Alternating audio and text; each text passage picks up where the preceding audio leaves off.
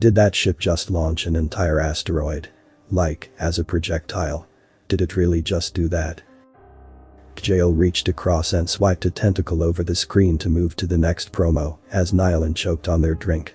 The entire shuttle was packed to the outer bulkheads with passengers, each one more intimidating than the last, and all heading to the same destination.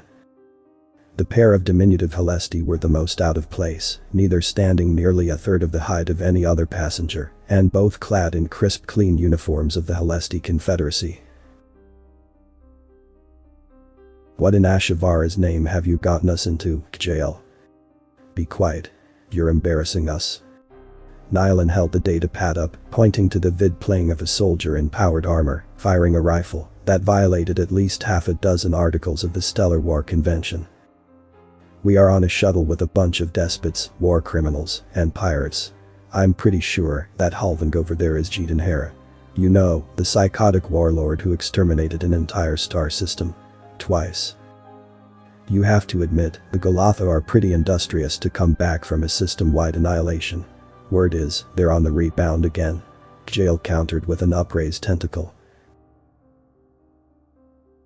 "That's beside the damn point," Nylan hissed. "These are mass murderers and genocidal maniacs. You thought we'd be better off with people who cater to them. Ashivara, pardon you, what were you thinking?"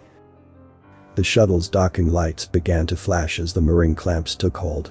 "Listen," Jael snapped. "You said you were willing to do anything to stop the war. Anything. We can't compete with the Drest. We can't. They've literally been grinding our troops under their boots. We need an edge. This is that edge. These people are the best weapons manufacturers in the entire galaxy. Ashivara bless them, probably the damned universe. You said you'd do anything. Well, here we are." The shuttle doors opened, and the motley assortment of pirates, battle armor-clad warlords, and overly decorated despots filed out as the two Helesti sat in their seats. Nylan just stared at the image of the power armor-clad juggernaut, firing his assault rifle loop over and over and over again. The war was so one-sided, the Drest just seeing the Helesti as another easy conquest. Nylan's vision tunneled into the graphic of the battle rifle's muzzle flash, repeating over and over again. "I see you're fond of the M68, said a cheerful voice. Nylan looked up, snapping out of his morbid haze, and into the big green eyes of the human woman squatting down in the aisle, in front of him and Jael. She was easily 3 times their height. Most other sapient species were, but she didn't look down on them the way others did. Her big green eyes were level with his own. Strange. "I should warn you, I don't know if we can miniaturize that particular model. Several of the proprietary components are rather particular, and I simply can't give you my assurance that we'd be able to produce a model suited towards your size.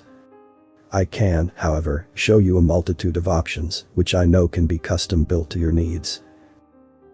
The human extended her hand. "I'm Emily, I'll be your personal purchasing liaison today. So, tell me, what kind of statement do you want to make?" Nylan just blinked in confusion, staring at the outstretched appendage. The human stood and towered over the two Helesti, neither being able to even see her face, without craning their heads back to look straight up. Regardless, Emily seemed to take care to make sure to speak loudly and project enough that both Helesti could hear her clearly. She even kept pace with them, every 5 Helesti steps being only one human one. As they emerged from the docking ramp onto the station's showroom floor, Nylan's 4 eyes went wide. Before them was a myriad of booths and displays, showing the latest in human-manufactured arms. Ships, guns, cannons, drones, armor. Anything and everything someone looking to do war could wish for. It was far more professional than Nylan had been expecting. The First Minister expecting a dimly lit alley, but being presented with a brightly lit show floor. "You asked about what statement we want to make?" Nylan asked as they strolled by kiosk, advertising battle armor with several prominent warlords gathered around it. "Exactly," Emily replied. "You see, most think Terrans just sell weapons. In reality, we sell statements." Emily stopped and crouched down again, gesturing to the various booths before them. "Everything we offer here is a statement to your enemy. A statement that says, "We are not messing around." Something that says, "Take us seriously, or else." "We don't sell arms, First Minister, we sell statements and ideals." The walk to Emily's office took 3 times as long as it would normally. But she didn't seem to mind. She knew the Helesti were buying, it was just a matter of how much. When they finally reached her office, she already had seats prepared for the Helesti. Her own floor opening to drop her low enough to almost look the pair in the eyes. A pre-prepared table with cups and servingware rotated out for the pair of Helesti to pour their own drinks. "So," Emily said, as her own chair sank into the floor to bring her as close to eye level with the Helesti as it could, "what sort of statement are you looking to make?" Nylan glanced at Jael, then back at Emily. "Our people are at war with a race that's..." Emily held up her hand, making Nylan stop mid-sentence. "What is it you want to tell the dressed?" Nylan swallowed hard as he glanced at Jael, then back to Emily. "To leave us alone." Emily smiled and nodded, reaching for a data pad and tapping a few times. "And how firm do you want that message to be? Just planetary or void-bound as well?" "I mean, the dressed are literally murdering our people by the millions, so..." Jean elbowed Nylan, who returned the gesture with a glare of annoyance.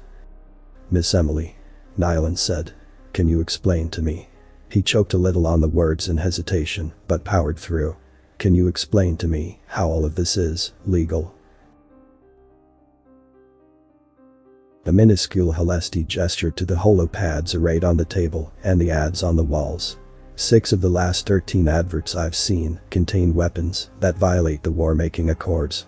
3 of them being considered actual war crimes if they're deployed, Nylan said, almost apologetically. "My people are in a dire situation. Our species faces enslavement at best and extermination at worst. But if we deploy weapons, that will bring the Galactic Council down on our heads, even if, in Ashivara's sacred name, we win." Jael winced and pinched their brow between their 4 wincing eyes. "Ashivara, damn you, Nylan," Jael hissed, before Emily smiled and lifted a hand in a gesture of peace to the pair. "This isn't an uncommon question, Third Minister Kjael. Neither I nor my people take offense," Emily said to Kjael before turning to the First Minister. "First Minister Nylan, may I simply address you as Nylan?" The First Minister nodded. "Nylan," Emily continued with a smile. "Humanity is, as you know, considered a pariah race by the Council. We aren't allowed legal territorial claims. We're given no voice on the Council. Because of this, we're left out in the proverbial cold, diplomatically speaking. However, we found a way to turn this into an advantage." The human gestured to the same adverts that Nylan had pointed out. "You see, being a pariah race, we're not bound by Council law. None of it. This means we can produce and sell what we want, since the Council's rigid doctrine only applies to the civilized species that fall under its purview. As we exist outside Council law, they cannot denounce our practices, as if they did, would grant us legitimacy. The Council, as it stands, wants nothing more than to keep us in the shadows, as our weapons, ships, armor and soldiers help fuel the wars between Council races. I've gotten the Grand Premier of the Council drunk off both her asses. I've had the Defense Secretary crying into my shoulder. So, let me ask you, who your arms dealer is, and why you chose them." Nylan may have well been making late 20th century dial-up noises for the expression he gave her. "We have no arms dealer," Jael said. "Our arms are, and always have been, manufactured in Empire." "Oh well, no wonder. You've never had buying options before," Emily said. "First Minister Nylan, I understand wanting to handle things in-house. But the fact of the matter is that your enemies are outsourcing their arms procurement pipeline, which is giving them a distinct tactical advantage.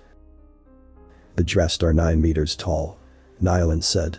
"They could attack us with sticks, and our military would still be outclassed. All the more reason to seek an outside vendor. So, tell me, Nylan, what's a higher priority to you? Saving credits, saving lives, or inflicting maximum casualties. The fog lifted from the First Minister. Saving lives, of course. Too many of our people have died already. Emily nodded in solemn agreement. It's true. For every single dressed casualty, how many Halesti must die? My agents are putting it at roughly 100 to 1. Is that a blood price you want to keep paying? Nyland shook his head. None, no. No more Halesti should have to die. The Terran slid a piece of paper across the table to him. Now, I shouldn't be showing you this. But the Jathenki offensive recently failed, and they aren't able to collect on a suite of drones they'd purchased from us. It's a full suite. Void, Atmo and Land. Since they're technically pre-owned, I can't sell them at full price. Emily said, flipping the page over to let the Halesti look over the specs. The beautiful thing about drones is that they don't care about the size of the operator. We can outfit the Halesti with 6 more suites like this, 12 full battalions. And I'm pretty sure if you gave me a commitment, I could call procurement to match this discounted price for the entire purchase. Nyland swallowed, glancing over to Kjael, who was just nodding slowly. At plus the 6 suites at the discounted price. Nyland said, trying to sound stern. No more. None, no fees, ORT, taxes. Flat rate. Emily feigned appall. I suppose I can pitch that to my higher-ups, First Minister. It's a hard bargain, but I'll be on your side through the whole endeavor. Why don't you two browse the catalog while I reach out to my team and see how we can make this happen? The trade negotiation lasted 8.5 standard hours, during which time the Halesti First and Third Ministers had ordered an additional 2 battalions, 4 armored corps, and a Titan-class war strider. Security footage would show the pair stumbling out of liaison Emily's office, singing and chanting drunkenly about the glory of the Halesti, and being ushered back onto a shuttle. Emily came over the internal comms. The liaison sipped her scotch, feet on her desk, a cigar smoldering between her fingers, before answering. Yes. She crooned sweetly. You're the best. I know. She hummed, looking at the 2.5 billion trade guilder spike in her projections. Oh, I know. She glanced to her terminal and tapped the key for her assistant. Kyle darling. Spike the dressed purchase prices by 75% this month, scale up to 150 over the next 3 months. We have a new front runner. Yes, mistress. A voice came from the comm. I do so hate bullies. Emily said, sipping her scotch again. Author's name and the link to original text is in the description. Consider tapping the thumbs up and pressing the subscribe button if you enjoyed this video.